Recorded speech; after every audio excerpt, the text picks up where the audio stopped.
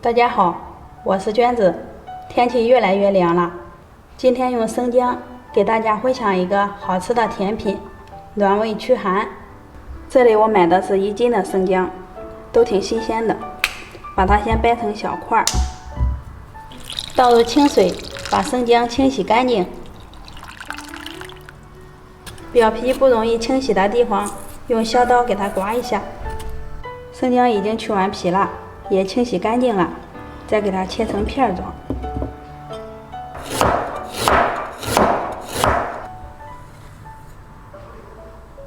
切好的姜片装进榨汁机里面，倒入500毫升清水，打成姜汁。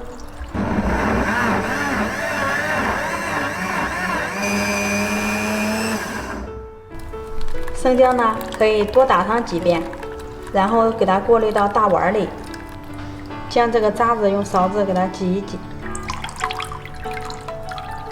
接着准备一把枸杞，倒入适量的温水给它泡开。我又提前泡了一把红枣，把枣肉给它剪下来。准备1小块红薯，切成小丁。如果没有的话，也可以用南瓜代替。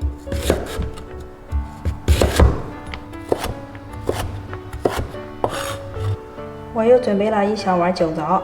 食材都准备好以后呢，我们来和面。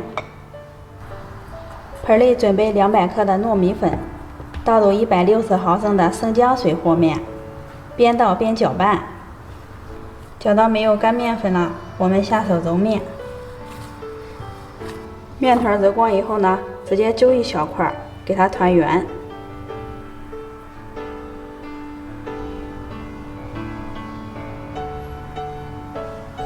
准备一个砂锅，倒入剩下的姜汁，再加入1碗清水，盖上盖子，开大火烧开。水开以后呢，加入1勺红糖，再倒入红薯丁和红枣。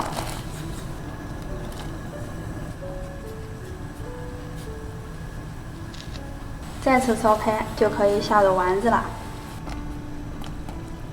慢慢的搅动一下，防止丸子粘到锅底。煮到丸子浮上来以后，倒入酒糟，洗净的枸杞也放进去，再煮上1分钟就可以关火了。